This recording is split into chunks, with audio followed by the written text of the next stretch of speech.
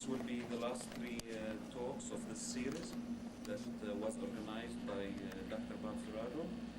And the first speaker for today is about catalytic decomposition of nitric oxide over metal-modified copper ZSM-5.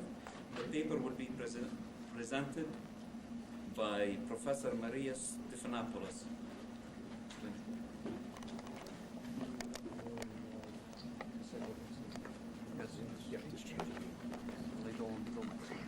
Right, that's right.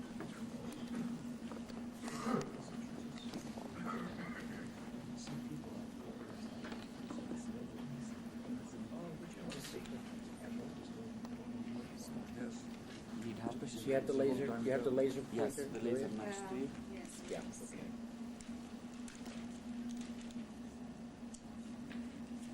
Is it on? I think you have it backwards. It's the other side. Yeah, The the other other side. That's it. Okay, I'm sorry. Yeah, it's better. All right. Well, good morning, everybody. Maria, excuse me. I don't think your microphone is on.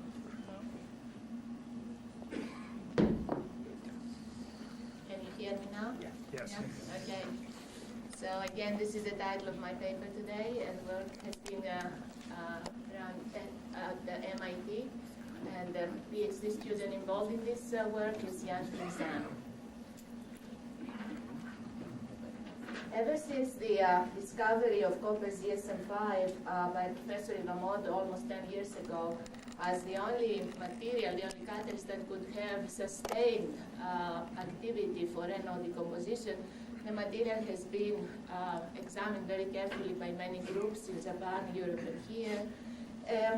The main characteristics that everybody agrees about the ZSM-5, copper ZSM-5, are the following two. First of all, that it has a relatively low oxygen desorption. It shows oxygen desorption around 360 degrees C. And secondly, that it is a material where copper is kept in dispersed form, ions or clusters by some people, but it does keep the copper dispersed. It has problems, and here I summarize the problems in work that we have done in our lab for a copper that is exchanged almost 100% in the ZSM-5. Copper exchanges sodium in the ZSM-5 or the H form, and we have copper ions. The problems are three: that it doesn't have very high activity to begin with, and it has both problems at low temperatures. We cannot really work here very well because the activity is very low, even at conditions which are very low space velocity here. This is the decomposition in the absence of oxygen, and it also shows a bent over. As you all know, we have a maximum, so the activity also drops at high temperatures. Second problem is in excess oxygen, we have a tremendous drop of activity or of conversion to nitrogen. That is reversible. When you remove the oxygen, you can go back to where you were. An irreversible phenomenon takes place also, which is detrimental to the material, that if you steam it, or if you include steam, in this case we did 20% water vapor at 500 degrees C with 2% NO and helium, we lose the activity altogether, and this is irreversible. It has low hydrothermal stability. We want to understand these phenomena and hopefully to work around them. The approach we've taken in our lab is to try to see if we can salvage some of these initially good properties by exchanging another cation in the ZSM-5, and then study the effect that it has on oxygen, in oxygen and water-containing gas streams, and hopefully correlate the behavior with the physical-chemical structures that we obtain. Typically, we synthesize the materials by first exchanging the co-cation, typically from a nitrate salt, either at room temperature or higher, followed by drying and calcining in air, followed by exchanging copper at room temperature several times to achieve the necessary or the desired exchange level, and then heat treatment, and we use. We start from sodium ZSM-5, the one we use typically in this work was Davison with a silicon to aluminum of 22.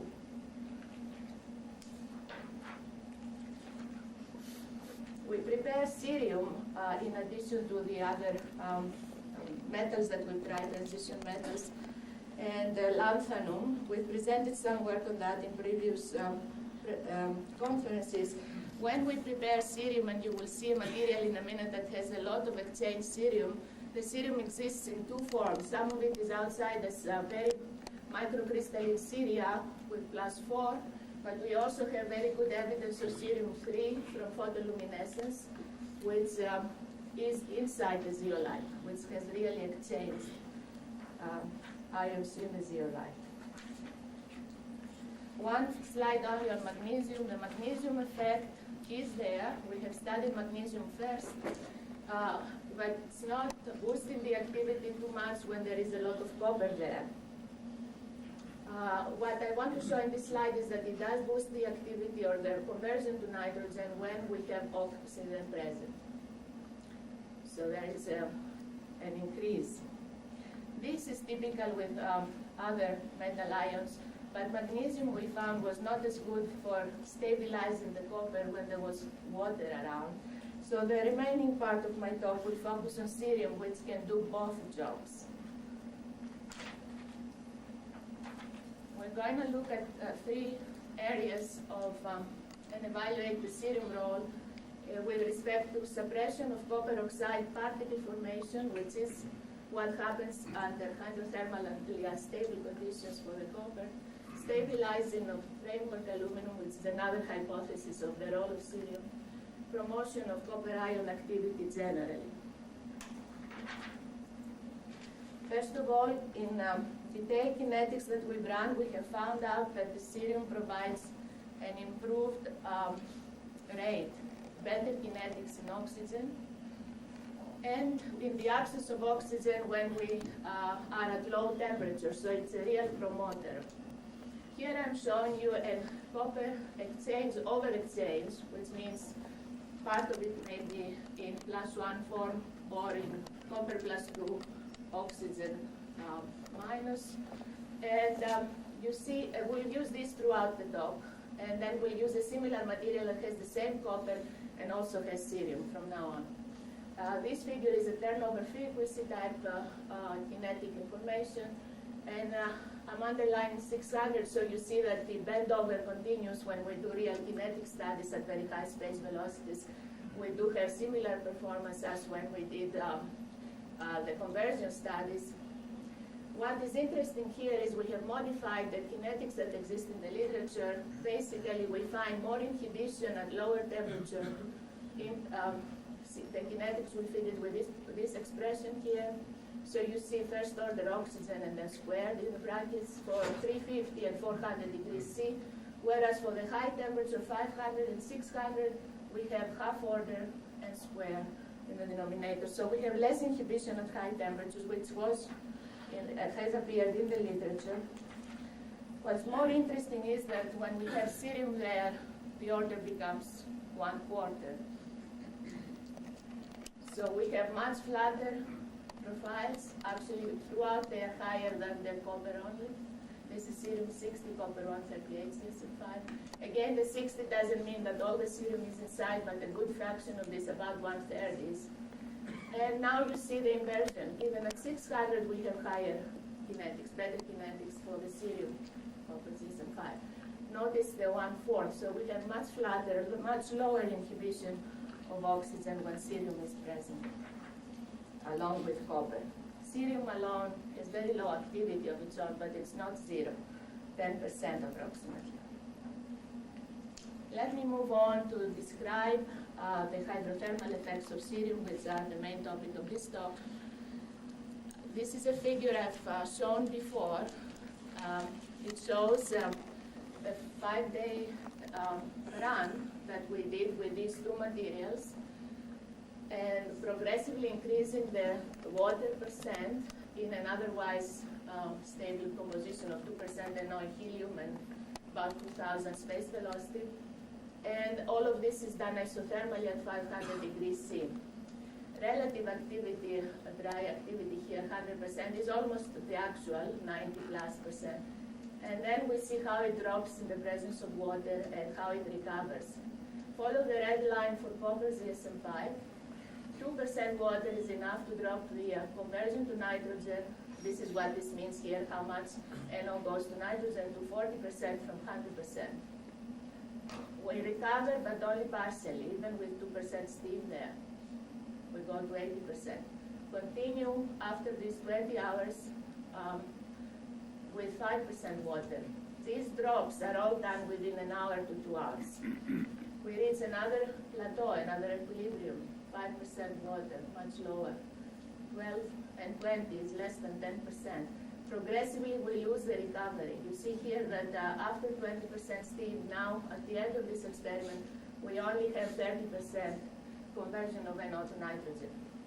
Look at the green curve now for copper cerium, and we see much better performance. It loses, but much less, and recovers much better, and so on. Even after 20%, with a 20% activity here relative, it goes back up to 60%. We want to understand this phenomenon because the temperature is high enough, and it may be a mixed phenomenon where not only things happen to copper, but perhaps things happen to the zeolite itself. I'm talking about the illumination. We looked at the next few slides. We'll talk about spectroscopic evidence of what is maybe happening. First of all, XRD. Here we see that when we have the fresh materials calcined, so if there was any copper hydrated and so on that would have gone to copper oxide, would have done so, and we don't see copper oxide lines. This is the fresh, black is the fresh material, as received zeolite, sodium ZSM-5, green is the copper cerium, red is the copper only, 141. After calcination for 2 hours at 500 degrees is clean, and there is no shift in the lines. Let's look at the steamed materials. Now we have clear evidence of copper oxide particle formation, which from Scherer formulas we can say it's about 200 angstrom size, 200 to 250. Clearly in the copper case, not there in the cerium copper. Another peak of copper oxide here. By the way, we never see ceria in this XRD experiment, so anything that we have on the surface is not visible by XRD, it's very distributed. Another thing you clearly see here is a shift to lower 2 thetas. So structurally we have some changes in the structure, the zeolite structure. Let's look now at some other evidence of the same thing, particle formation through STM.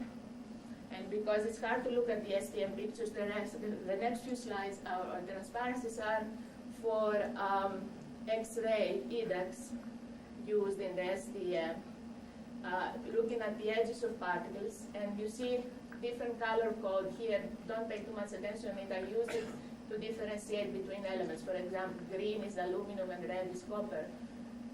This is the edge of the particle. Our particles are typically micron size, or a few microns, and as we put them on the stack here, they may even be smaller crust particles. And we see in the fresh material, calcined material, copper associated with aluminum, and dispersed throughout. Let's look at the steamed one now.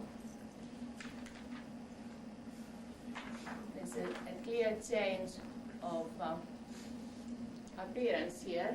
The edge of the particle now is down here, and you see a clear concentration of the signal of copper, the red here, also similar for aluminum. And this is the material that has been steamed for 10 hours in reaction conditions and then dried for another 20 in reaction conditions. So particle formation is evident here. Similar now analysis was done for the copper cerium. The cerium in the fresh material likes to decorate the edges. As I said, there is ceria outside. Cerium here is the blue, and green is aluminum again, and red is copper. Copper and cerium associate, but there are no particles. This is fresh after calcination. always our STEM analysis was done after calcination. This is steam. It actually shows better here the decoration of the edges with cerium. This is just cerium. But it also shows that copper, the red, has gone into the blue here. And after steaming, is with the cerium, associated with the cerium, but no particles are formed. So yes, it does go out, but it remains dispersed in the cerium matrix. Let's look at the same material after we put it back in the reactor and did recovery, dry conditions. So same thing with 20 more hours at dry conditions. And now we see the cerium and the copper dispersed. The copper has migrated back inside, so it is a reversible migration, no particles. This is in agreement then with the XRD. Let's look at XPS now to see where the metals are relatively as we change conditions, what does dynamically happen to the concentration of the metals. First of all, to show you that the cerium doesn't change.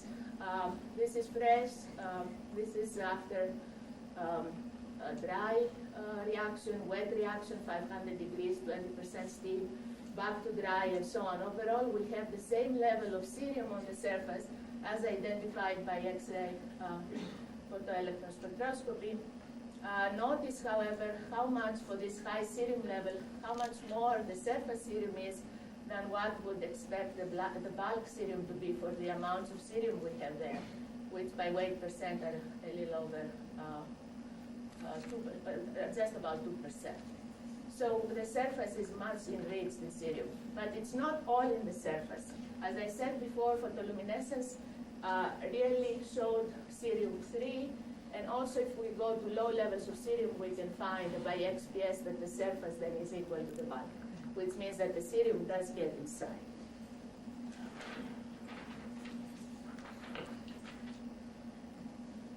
Another thing that shows cerium outside is oxygen, the relative oxygen signals that we get compared to copper, same amount of copper in the two catalysts, and yet you see more oxygen in the cerium on the surface. That means there is cerium oxide there. Now let's look at the more interesting XPS that really agrees with our STM and XRD analysis. This is this one. How does copper change dynamically? Here is atomic level of copper to silicon. The bulk should be about 0.035. And we see here in the fresh material, this is now before calcination, as prepared after exchange. We have in the copper 141 ZSM-5 a little more than the bulk on the surface.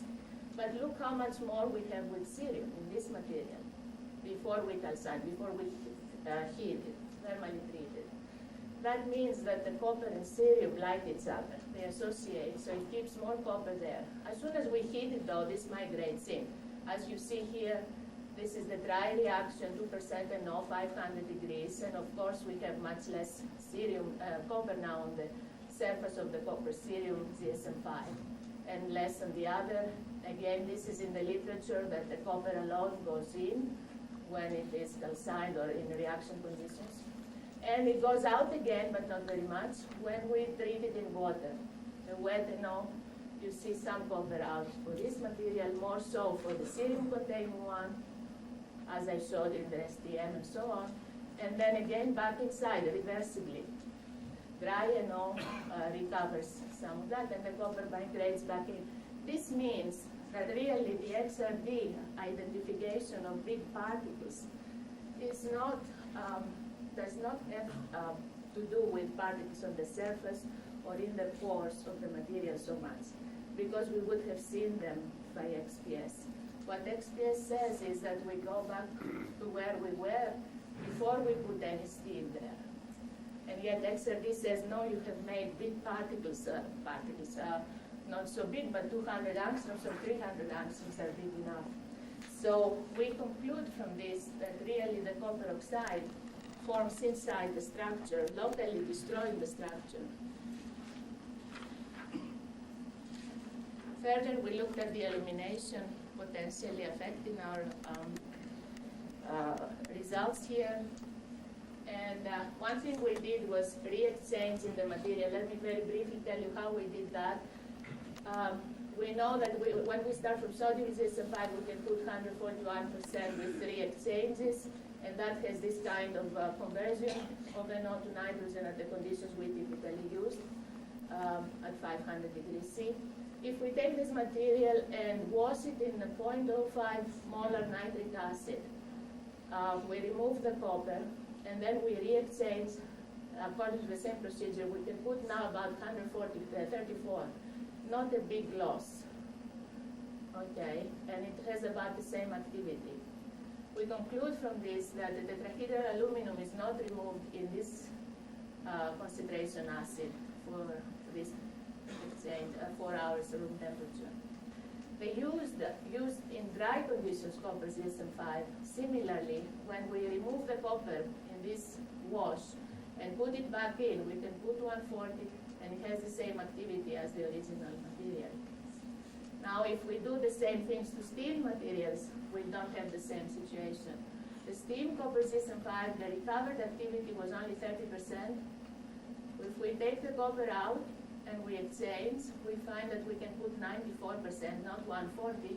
But then we said, okay, that's pretty good. There's still a lot of charged sites there. Unfortunately, if you take this and react it at the same conditions where you would expect to see 72% conversion to nitrogen, you only see 28, same as what it was before. Okay. Steam cerium, which showed the recovery to 60%, twice as much as this one. I remove the copper, re-exchange, put 120% there nominally, try to do the reaction, instead of 82% conversion to nitrogen, only 30, same as the other. So apparently here, we have charged sites that formed after steaming that have uptake capacity but have no activity. And that's a new finding. During the, why we have 60 here, we think what is happening is there's a stabilization of copper, cerium and aluminum coordinated in the presence of cerium, and we call it a name, new active sites, but there, it is there in a metastable form, and it gives us this kind of activity. But if perturbed and if put in an acid, these aluminum sites are not tetrahedral, and they are not as resistant to acid as the tetrahedral aluminum is. This is in part verified from another analysis we did after steaming at 600 degrees C that Dr. Shelef was very kind to do it in his group by NMR, which also showed that most of the aluminum that we see outside tetrahedral aluminum is not in the framework. So whereas this one remains in the framework. And with this, I stop here because I have to go through a few more things to convince you that the main thing that we have seen here is copper oxide formation and sintering that affects us more than the illumination. And before I say so, let me tell you that in the absence of reaction, I can still make copper oxide particles in the ZSM-5 by just pure steaming at the same conditions. The XRD shows copper oxide. I don't need the NO. Finally, if I go at lower temperatures where we don't expect the illumination to go at either at all or to be very slow, I can still see loss of activity. This is 400 degrees C with 20% steam. We lose the activity, and then we recover quickly some part and slowly some more at 400, and with the cerium much more. So even when there is no cause to believe that the illumination is happening, cerium stabilizes the copper much more than without the presence of cerium. Further, if we reduce the amount of steaming of water vapor, we can have a reversible copper oxide formation or cluster formation and recovery.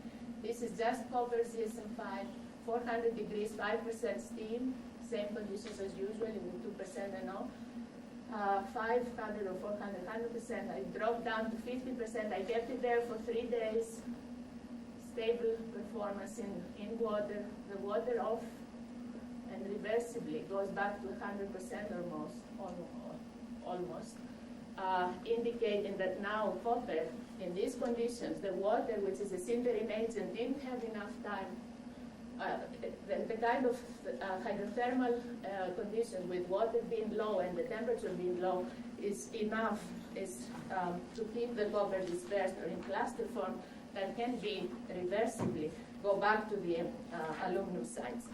So overall, let me say that what we think is happening is that when the active site is hydrated, equilibrium, some equilibrium level is attained, complexes form, they may migrate out of channels or stay in the channels, but if they dissolve the water and start forming clusters and eventually under conditions and they aggregate, if the temperature is high enough and a lot of steam present, you're going to go irreversibly to copper oxide particles, which cannot, most of it cannot go back. If it's still in clusters like at 400 degrees C, it can go back. The illumination can also cause copper oxide, but we don't think that it is the major pathway here, based on all these findings. Let me then give you the picture, the cartoon, which I like. What happens in the absence of cerium? We have what I just said, we form clusters and eventually big particles that sort of distort the structure inside.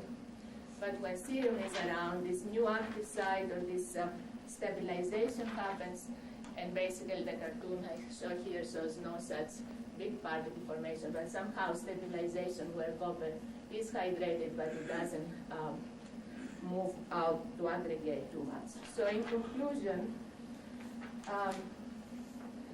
to date, what we have been able to show is that some metal ions can be used to display better decomposition activity in copper ZSM-5. Magnesium has been used and it is good in oxygen-rich gases, but primarily we found the rare earths, and in this case I presented you results from cerium. Cerium ion modified copper ZSM-5 has good properties both in oxygen-rich gases and in water-containing gases in the copper ZSM-5 environment. The deactivation by water vapor is primarily due to copper migration and sintering. High temperatures and water levels, high water levels help this process. The effect can be reversible if we stay at low temperatures and low water concentrations.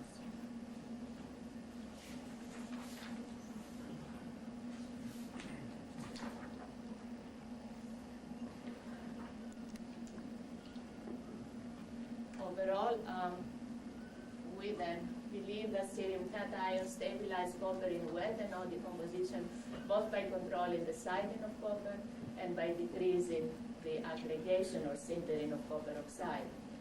In general, what I believe I have shown today is that we can use copper ions in copper ZSM-5 to promote activity and to improve hydrothermal stability.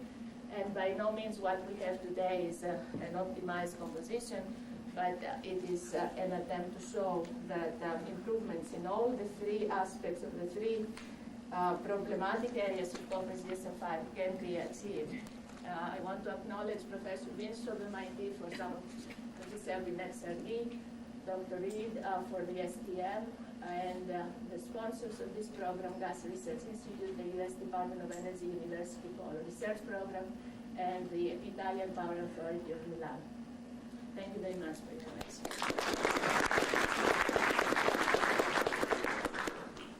I think to stay on time, we have about 2 questions. Dr. Saki. When you exchange your cerium and you wash it, I would expect that most of the cerium will hydrolyze inside the zeolite, forming hydroxy species, which upon the later calcination are transformed into small cerium oxide clusters. When you say copper and cerium like each other, I would assume in my cartoon that then the copper ions are absorbed on these cerium oxide clusters inside the zeolite in a very analogous way as we have shown for the system of rhodium and manganese inside the zeolite there. And that would explain that there is no, that the dispersion of the copper is maintained and the catalyst is more stable. My question is actually then, if you accept that cartoon, the general picture. What about the protons? When the cerium hydrolyzes, about? the protons. When the cerium hydrolyzes, you also create protons. Have you checked by infrared or any other method whether the proton concentration of the cerium promoted sample is different from the cerium-free sample? Both samples, to answer your last question, both show proton formation based on the charge only. We haven't done any detailed studies of that. But the charge balances that we have in the sodium levels indicate that some protonation does happen. With respect to whether ceria keeps the copper dispersed, then we have also our own work from the mixed metal oxides that we have cerium and copper, and the copper likes to be in clusters in ceria. If I have ceria, I don't believe I form any ceria inside the channels. I don't have room for it, and I don't have any evidence from any of the analysis. If it's very, very small clusters, could be. I cannot rule it out. They can be. Something happens there to keep the copper close to aluminum as it should be. Could it be an ionic hydrated cerium or two cerium? I don't know that yet, anyway. Yes. Dijadu from LSE. Very interesting work indeed. A comment and a question. Comment is your conclusion that copper oxide formation is main deactivation mechanism in the presence of water. Seems to agree with our earlier experiment. Yes, you did accelerated test. That's indicated Yes. that. You avoided the structure, which would have been detrimental in your case, by going very fast. I go very long and I see the structural change, but then I did the other experiment to show that it's primary, the low temperature, to see that it is the copper. That's the first thing that happens. Once you remove the copper from the side, you form a protonated site. That's much easier to steal or to dealuminate. We did also observe a certain degree of deillumination, or the zeolite frameworks change through XRD experiments. Do you think that actually contributing to additional deactivation? It seems it's almost natural when you have a large cluster formation basically pop up the channel, and you will see the deilluminations.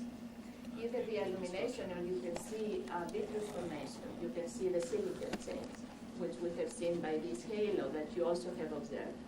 The halo by XRD indicates some vitreous formation in the silicon.